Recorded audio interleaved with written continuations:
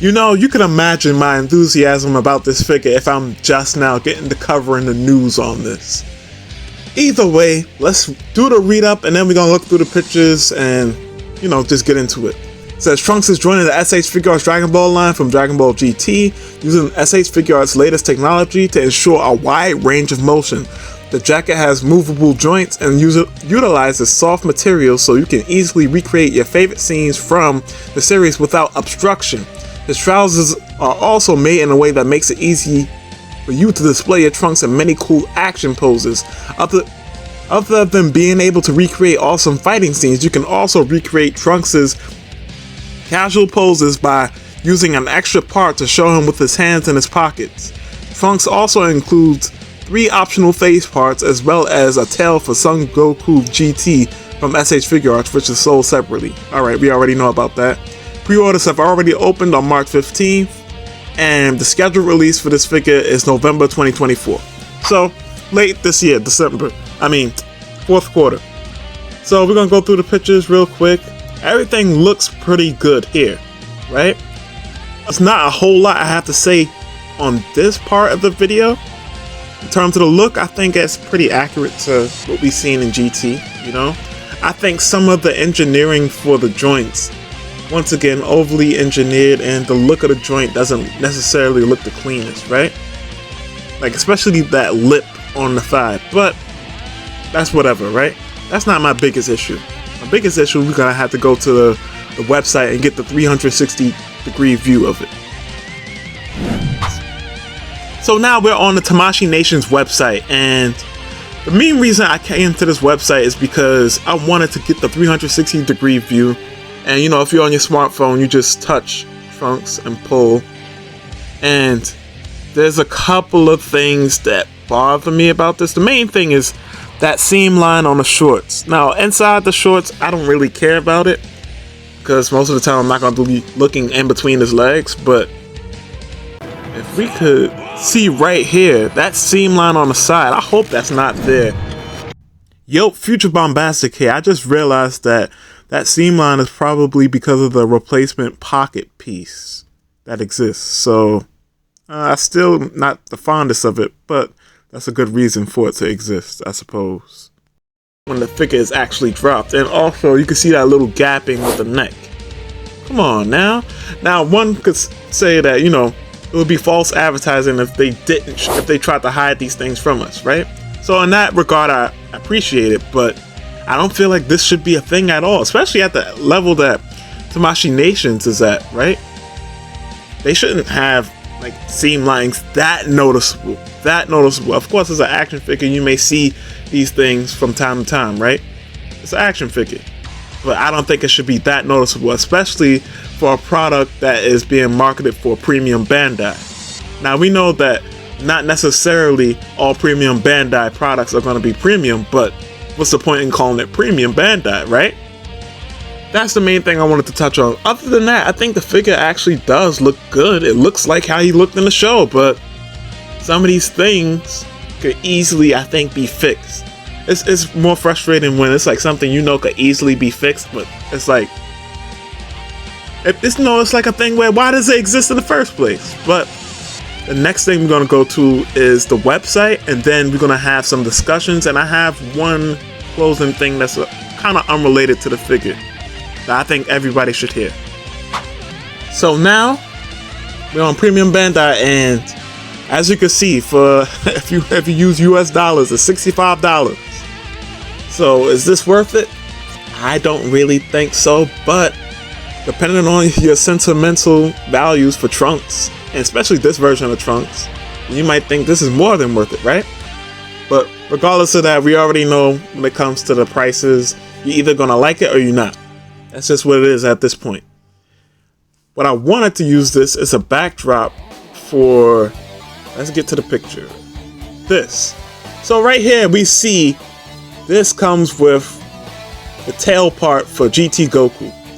And really, the only reason why this is a premium Bandai exclusive is because of this tail part that they included for Goku. So now I think we're gonna get yet another Build-A-Figure type of situation like how we had with Ultimate Gohan from Dragon Ball Super Superhero. We're gonna have that situation a little bit with this Kid Goku. Because now, what this told me is that, check it out, possibly for Pan, they'll most likely include a Super Saiyan head, and that would be perfect because, you know, unlike Super Saiyan 3, where his tail turns gold as well, in Super Saiyan and GT, his tail stays brown. So that that Pan release will probably also end up being a premium Bandai exclusive, and it will come with the Super Saiyan head with Goku. That's my prediction, at least. Now, I could just end up having a power pole, kind of like how GT Goku is in Dragon Ball FighterZ. It could end up being that way. The next thing is, the next piece of DLC I think is possible for Goku is, well, this is going to be twofold. One is a prediction for the next GT figure to come out, which I think will be Baby Vegeta 2. And I think Baby Vegeta 2 will come with a Super Saiyan 3 head for this Kid Goku. And possibly a golden tail, because like I said before, that's when his tail turns gold in Super Saiyan 3. And what does that mean? That means that Baby Vegeta 2 would also be a premium Bandai exclusive, and it would definitely be more expensive than this Trunks, if you ask me, because he's going to be a taller figure. He's going to come with that big hair piece. Maybe an energy effect. Like, you can already see where this is going. So that's already 2 extra figures to have. Well, altogether it'll be 3 figures with DLC for Kid Goku. And just a bonus thing, right? A bonus thing will be, in my mind, that when Super Saiyan 4 Gogeta drops, I'm almost certain that could end up being premium Bandai too. Now, it's not guaranteed, because at the end of the day, I don't know. I'm just predicting and speculating, right? But I think that has a chance to be premium Bandai too, because what are you going to include in there? You're going to include the fingertips for Super Saiyan 4 Goku and Vegeta, so you can recreate them doing the fusion pose. And then, you know, get your Super Saiyan 4 Gogeta. So, as unfortunate as it would be for that to be a premium Bandai, because I think that could work excellently as a general release, because it's Super Saiyan 4 Gogeta. People love that character design. But from what I hear, my good man Sai, I think, I don't want to misquote you, so you could correct me if if I misquoted you in the comments. He was like, Super Saiyan 4 is probably bigger in the West over here than the East, but in general, usually I hear people loving Super Saiyan 4. It's one of the most beloved things from Dragon Ball GT, right? So, the last thing I wanted to say, and this is completely unrelated to figures, but it is related to this franchise that we hold dear, Dragon Ball.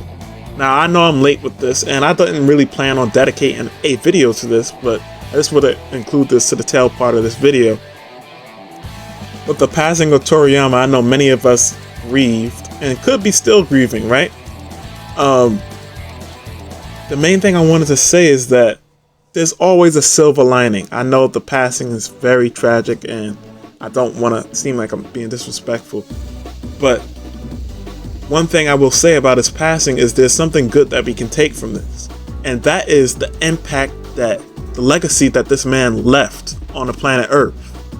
Like, I've never seen quite like so many demographics of people come together and be like, yo, rest in peace, rest up. Like, yo, he had a big influence in my life. In fact, my good man Cyrus, once again, one of his friends was saying that they straight up had a ceasefire, like, in their neighborhood, but like, I think the neighborhood had a cartel in it or something, or a gang, something of that effect, and they had a ceasefire due to the passing of Toriyama. That's legendary. Who has that level of impact? You know, I think we should all live to leave the kind of legacy that Toriyama has left on the earth. That is so inspirational, at least to me it is, you know? And with that being said, I just want to leave y'all with one clip.